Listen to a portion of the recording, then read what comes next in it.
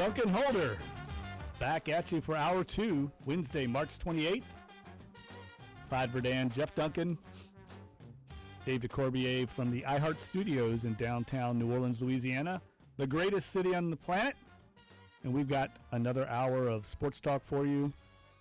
Coming on the heels of an action-packed first hour, we had a chance to visit with Larry Holder down at the NFL owners' meetings, and Eric Stewart talked a little Crescent City Classic this Saturday. And this hour is going to be devoted mainly to the New Orleans Saints as we have a chance to listen to some audio from Sean Payton from the NFL owners' meetings as he discusses a wide variety of topics, including the Saints' offseason strategy, the game plan that they attacked the offseason with, and also what they've got left to accomplish in this offseason. Clyde, I'm curious, as we go into this audio that we're going to listen to, Dave's going to cue up for us, but what do you think Saints fans right now are most concerned about? Is there a main concern that you think most Saints fans have left as they go into what could be a very active free agency period and NFL draft period? Yeah, I'd say, excuse me, I'd say wide receiver, tight end, defensive tackle of some sort to really clog up the lane, and dark horse, quarterback. Wow, quarterback. Well, he did touch a little bit on that, so let's get into that right away. This is Sean Payton from yesterday, meeting with different reporters from around the league and local reporters, and the first question he got was about Drew Brees and what makes Drew Brees so special. Well, with regards to his height, oftentimes we equate height or lack of height and then think, well, he must be an overachiever. He's a tremendous athlete. And so he's a tremendous athlete. He's got huge hands and feet, and he can jump up, dunk a basketball. And so I think he's a very good foot athlete. And for years you've seen him just kind of slide in the pocket. He's got a strong lower body. He's exceptionally accurate. And then when you take all of that and put it with someone who's driven the way he's driven, who prepares as meticulously. Look, these guys are charting their sleep before he doesn't even have a waffle with berries on it. I mean, he has something entirely different, and then it's this for lunch, and then I'm going to have this. And so it's not Len Dawson having a cigarette at halftime. It's entirely different. And so when you take that talent and then you put it with that Olympic preparation, you start getting what we're seeing with some of these players that are just playing longer, and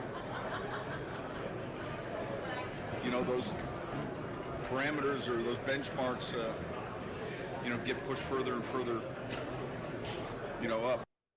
And Sean Payton was asked about this quarterback class in the upcoming 2018 NFL Draft.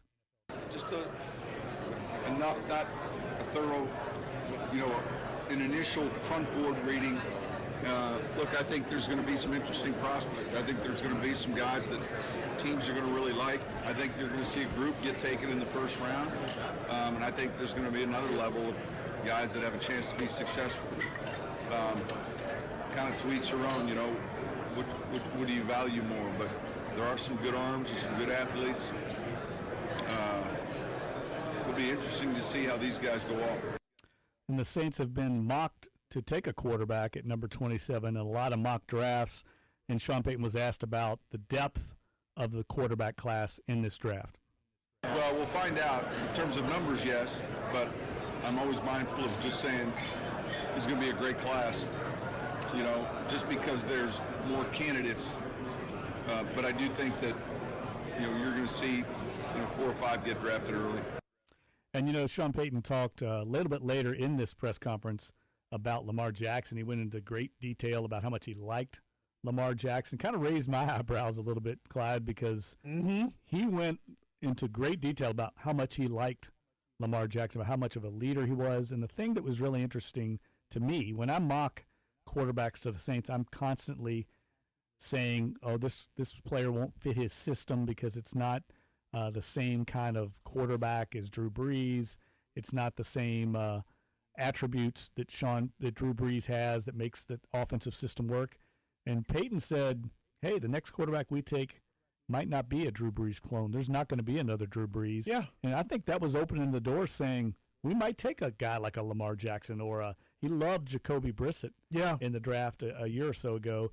I don't think it necessarily you have to pigeonhole the quarterback position into being another Brees. Right, and I think that's when we get to the heart of the matter when it comes to talking about Drew Brees and Drew Brees' legacy and what he's been able to do and going forward as a franchise and as an organization. Drew Brees has been, for this franchise, if not one of the most seminal, impactful players in its history.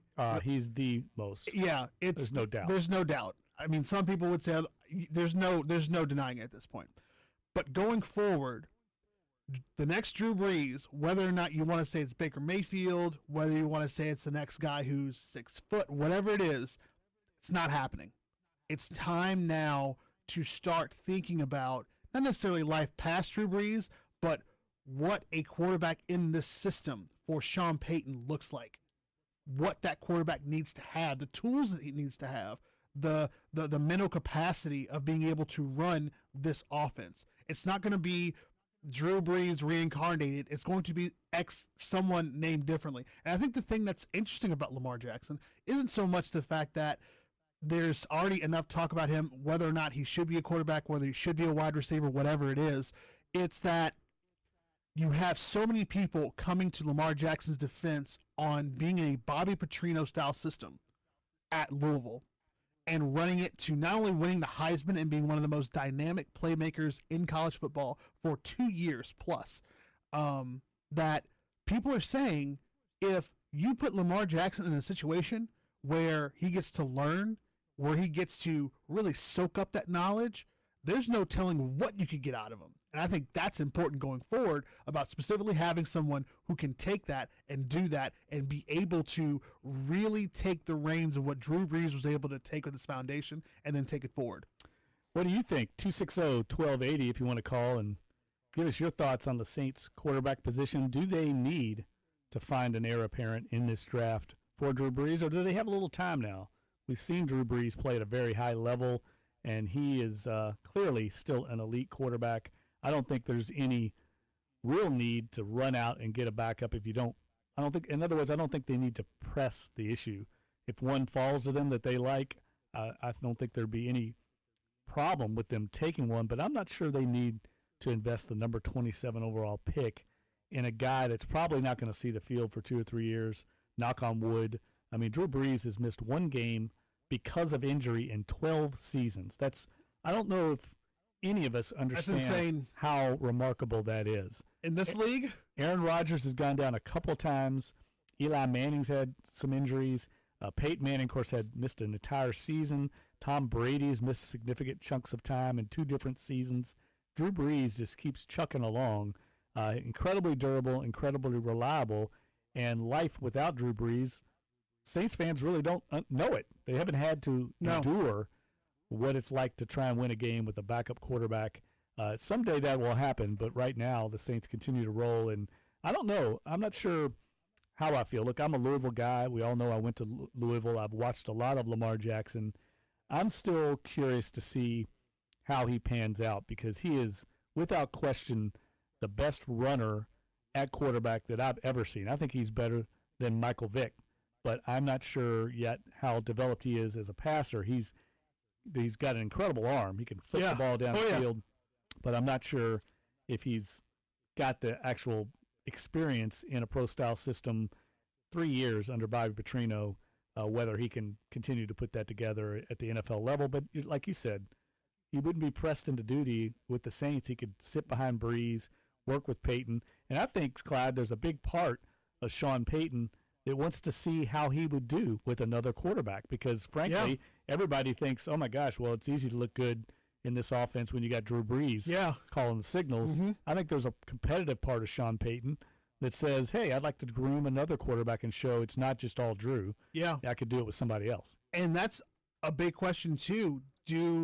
How long do you want to wait for this? We can sit here, and we talked about it when Drew Brees signed, but how long do we want to sit here, or how many more years do we want to sit here and continue to talk about what are we going to do? If we're not going to, you're not going to use Tom Savage, we're going to talk about Taysom Hill, but at the end of the day, what we're really saying is which one of these guys we're going to see in a preseason game. Taysom Hill, Tom Savage, whatever, but Drew Brees has this team for the next 2 years. But how many more years? We have at least 2 to be able to say, we really don't have to worry about it. We can just push it back to another year and then try to find another quarterback. But it's like, we talked about with a lot of guys that have come on nationally who said the next quarterback class isn't going to be that great. They're not talking about anybody right now. And then if we're talking about going to 2020, then what?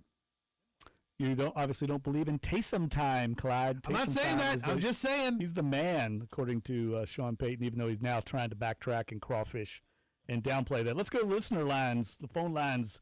Barry and Metairie. Barry, what you got today on Wednesday? How's it going? Good, Jeff. How you doing, buddy? This is Barry from Metairie. How you doing? I'm doing great. All good. Good. I wanted to call and put my 2 cents in about if the Saints would take Lamar Jackson. I saw him play for 2 years. I think he's more successful based on the system that he's in. Just like the guy Bryce Petty from Baylor 2 years ago, he's with the Jets. He can't see the field. If you look at the history of these quarterbacks that played in those spread out offenses, most of them end up being journeymen in the NFL.